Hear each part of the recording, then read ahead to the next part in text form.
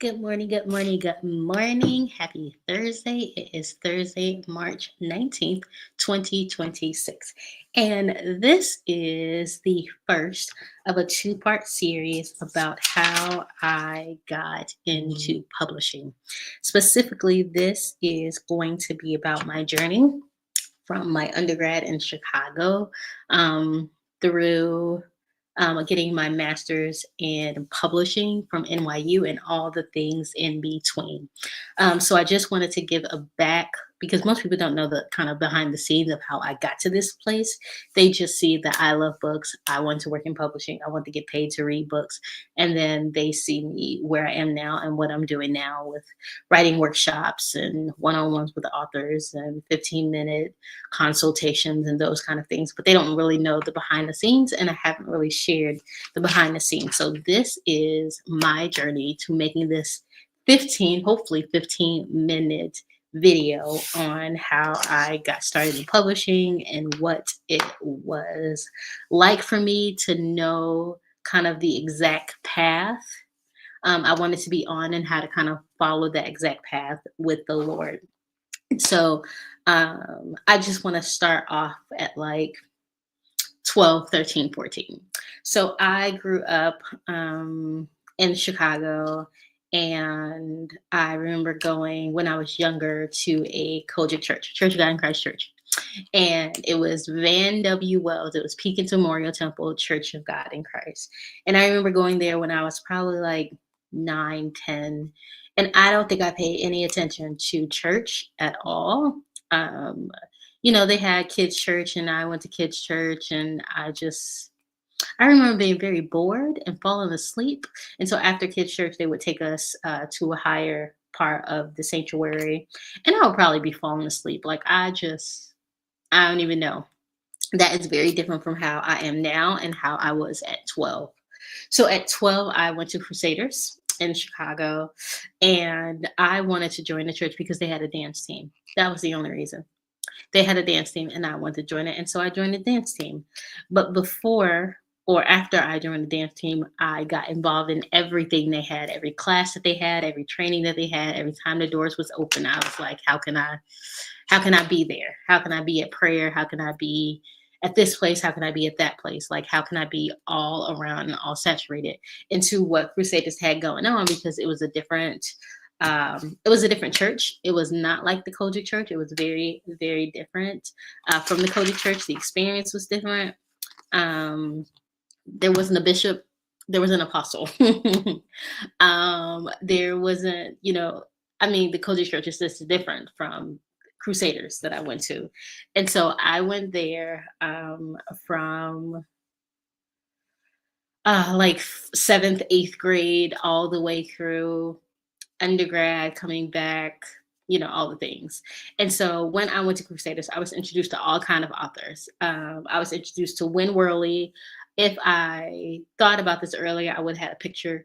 It's not a fabulous looking cover. It was yellow. Depending on the book that you got, it was either yellow or it was blue with like dark words on it that kind of introduced the book. It was nothing fancy, but I got introduced to like Win Worley and Frank and Ida Me Hammond from Pigs in the Parlor, from like, I think they had a book about children's deliverance. Like maybe it's an intro to children's deliverance. Derek Prince, who I still read and love to this day. Mary Kay Baxter. I was obsessed with Mary Kay Baxter's book, like her Divine Revelation of Hell, her Divine Revelation of Heaven, her Divine Revelation of Angels. Like those were my jam. I still have some with my mom when I was recently home. I opened a drawer and there was some Mary Kay Baxter books in there. Obsessed with Mary Kay Baxter. William Neal, or Noel, I think is how to pronounce his name. I was very bullied in elementary school, and so I knew that rejection was like the thing, the stronghold, the fear, the thing that gripped me so strongly. And so William had this book called like Rejection, Its Fruits and Its Roots. And so I had a ton of rejection books. I would read rejection books like there was no tomorrow. Like those kind of books were like my thing because I knew that that was a big, big struggle in my life. And it's not as big as it was then, but it's still, got its tentacles. But I would love those books. I would read those books. I got introduced to those books. I'm in seventh grade reading those books. I am in eighth grade reading those books. I'm in, high school reading those books. Like I devoured those books. And that was my introduction to like spiritual warfare. Like not like I'm reading the Babysitter's Club or I'm reading something else. I was going to say frivolous, but something else different. I was reading books about demons and deliverance and angels and hell and warfare and spiritual warfare and prayer and intercession and inner healing and all of that. Like those were the books that I loved, that I was reading at 13 and 14 in high school and all of those things. So I got introduced to books on spiritual warfare, on intercession, on deliverance, on evangelism really, really early. And those were kind of the formative years of like my love for books, because I absolutely love books. Like my mom would tell you, like baby dolls weren't the thing. Like who cares about baby dolls? Like I loved books, and because I was so bullied, like books became that place for me where I could just like throw my head in the book and be immersed. And because my sisters are ages were so much different. Like my sisters are 6 and 9 years older. And so I kind of felt like the only child for a good amount of time because they were so much older and kind of doing their own thing. And so books became that place for me where I was able to enjoy all the things. So when I'm reading those books, my head obviously is full of knowledge, but I have these experiences while I'm reading these books where it's just like, oh, that's that, and that's that. And I can point out all these different things. And so that just kind of helped shape my understanding, helped grow my love of books, of nonfiction books primarily, and my love of like these authors and this framework of books. And so that's how Crusaders has kind of shaped it. And then Apostle John did start writing books, and he published with Destined to Publish, publish affordably, and he was starting to published with Charisma, not Destiny Image, with Charisma. And so that kind of led into a lot of different things.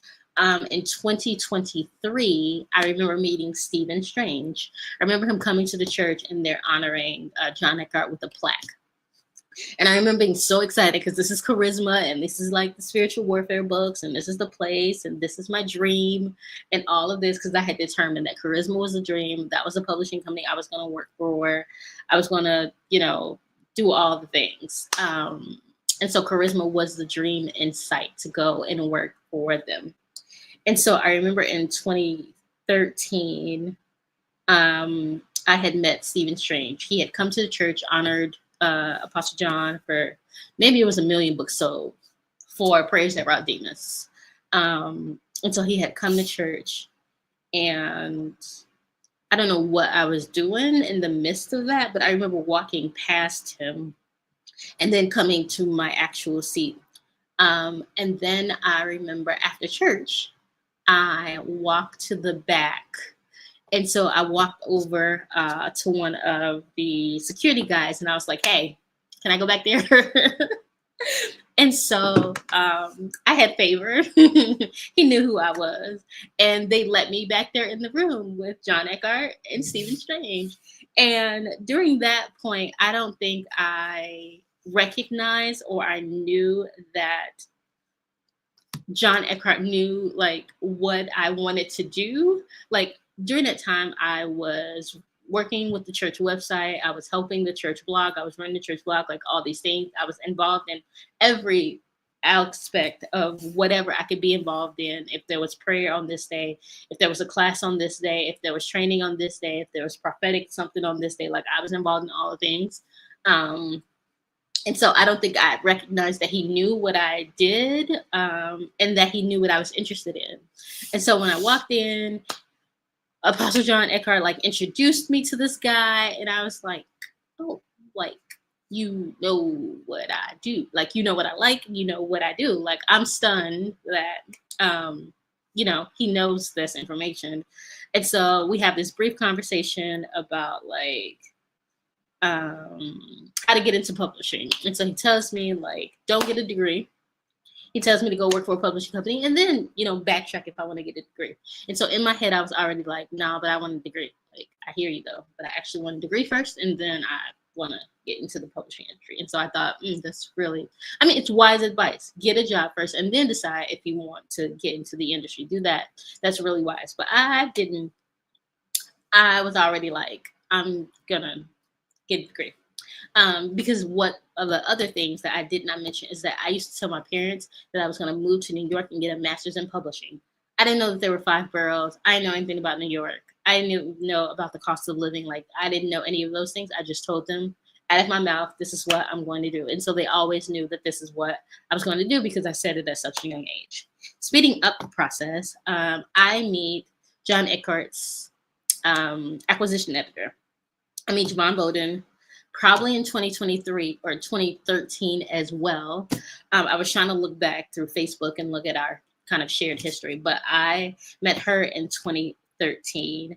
The first post that I saw on Facebook between her and I was me telling her I got accepted into grad school at Pace University. So that had to be before, obviously, I was moving to New York. And so because I was telling my parents that I was going to move to New York, I applied and I got rejected. And I remember during that time, my friend was recording an album in New York. And so I went with her. And so I went to support her, but also to check out other schools. And so we went to like bookish events and we went to bookstores and we went to universities and I checked out Pace University and I think I did something at NYU and like all these different things. Well, I didn't get accepted into Pace University. And then I was telling this woman who lived in New York, I was like, I didn't get accepted. She was like, look, this is what's going to happen. You're going to apply again. They're going to accept you provisionally and you're going to get accepted. And so I was like, okay, that's the word of the Lord. That's what she said. Okay. And so I remember Ebony planning a trip to us to go to China on a mission trip. And so I'm reaching out to Pace University to let them know, like, hey, this is the case. What can I do to solidify my spot at Pace University? Because this is where I want to go. And they're like, oh, we can get on a call and we can talk. And I was like, I'm in China. Like, I'm emailing you because I can't talk to you because I am in China.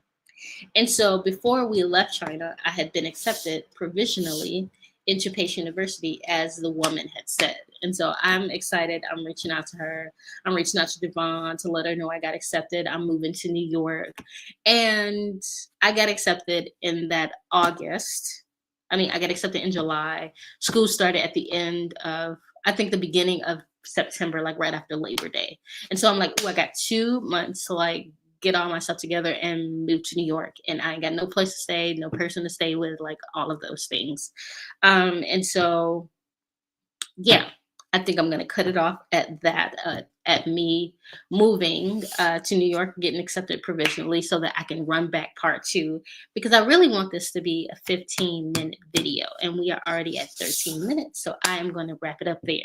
So that was my journey from like, during my undergrad, because I did not mention, I did my undergrad at Olivet Nazarene University.